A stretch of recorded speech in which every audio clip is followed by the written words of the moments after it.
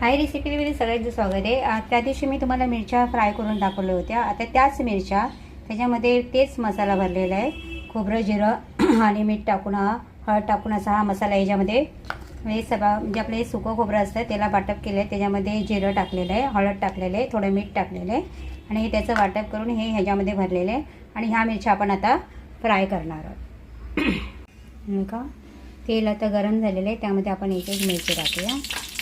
Gas कमी करायचा आणि त्यामध्ये या फ्राय करून काढायचा।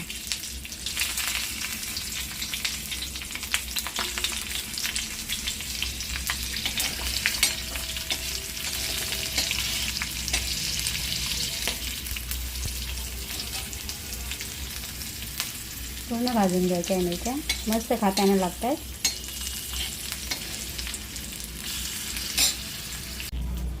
हे बघा किती मस्त पैकी भाजून झालेली मिरची दिसते तुम्हाला।